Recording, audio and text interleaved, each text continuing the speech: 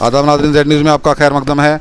गुरुद्वारा यादगार भाई बहादुर सिंह जी धर्मशाल खड़ी पुनछ में सालाना गुरमत समागम के हवाले से एक मीटिंग का इनेकाद किया गया।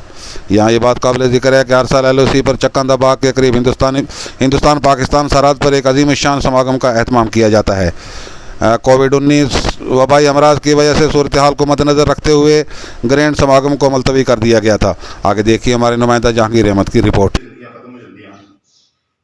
कोशिश करिए कि ना छोटिया मोटिया गल्लां खत्म करके एक बड़ा दिल करके कौम का जोड़ा है सारा जोड़ा है काम करिए असी कभी एक मीटिंग बदल होए हो सचमुच ही जनता के योग हो जी जो कि जो उपराले उड़ेकते हैं जिस दे नाल धर्म का कौम का ते पंथ का भला जोड़ा होंदा है।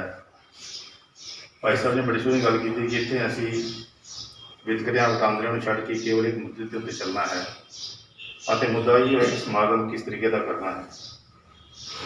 कहना कि जथेदार साहब अपने अकाल तख्त पे वो अगर साढ़े निमंत्रण के इतने पहुँचन तो बहुत अच्छी गल है क्योंकि कौम की एक महान शख्सियत होने इस वेले और उन्होंने संदेश जोड़ा है वो पूरी वर्ल्ड के आता है। यहो जी शख्सियत अगर या अच्छी कीर्तनीय जो कि नामी हैं उन्होंने बुलाया जाए और होर भी जो वो भी होगा। बीबिया का प्रोग्राम है वो भी उदीकिया जाता है। इस करके अज की विशेष मीटिंग बुलाई गई है। मीटिंग हालात चल रही है और अद्धे घंटे पौने घंटे बाद जो फैसले ले लेंगे किस दिन यह समागम शुरू होगा, किस दिन कौन प्रोग्राम होगा, इसका जो समर्पण है वो किस डेट को होगा। मैं समूह साध संगत को जो भी इस मीडिया के राही ये बेनती सुन रहे हैं उन्होंने बेनती कराना कि आप जी सारे को पता है कि गुरुद्वारा बॉर्डर पर स्थित है जिथों लाला है चक्कर का बाग ठीक है। कोई हालातों की खराबी करके कोई देर तो ट्रेड भी बंद है, जो ट्रेड सेंटर है वो भी गुरुद्वारे के नज़दीक है वो भी बंद है। चलो असीं अरदास करनी है अकाल पुरख वाहिगुरू मेहर करन जिवें करतारपुर वाला लांघा खुलिया है साड़ी अरदासां दा सदका ये जो साड़ा ये लांघा है ये ट्रेड है मुड़ के दोवां मुल्कों के हालात ठीक होवन ये जिथे बाकी काम काज जो है रेगूलरिटी फड़ रहा है उत्थे इतों भी सिंघां ने उपराला किया है कि एक विशेष मीटिंग करके जो हर साल का प्रोग्राम है उसनूं उलीकिया जाए। इस प्रोग्राम का जो आखिरी समागम है वो जुलाई महीने का पहला एतवार होता है इस बार पहला एतवार जो है 3 जुलाई को आ रहा है। तो आप जी सारे भली प्रकार जानो जो 2021 का वरा सी और समर्पित सी नौवें पातशाह श्री गुरु तेग बहादुर जी महाराज जिन्हों प्रकाश शताब्दी जो है उस साल आ रही सी। तो असी पुंछ के कोई प्रोग्राम नहीं कर सके। हो सकता है कि जहाँ मीटिंग चल रही है मीटिंग के एक चीज़ डिस्कस नहीं हुई है पर होगा कि ये 400 साल में समर्पित किया जाए।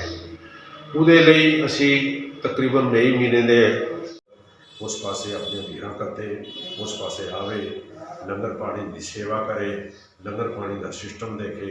जो भी साड़ी सब कोई खुला सदा है कि जो भी किसी को कोई सुजेशन उहदे कोल कोई है गुरमत के अनुकूल गुरमत के अनुसार वो जरूर दे सकता है। एक बार इसे बेनती के नाल फिर कि आओ प्रोग्राम में शामिल होइए। वाहिगुरू जी का खालसा वाहिगुरू जी की फतेह। खालसा वाहिगुरू जी की फतेह। सत्कार जो गुरु खालसा गुरु सवारी शासन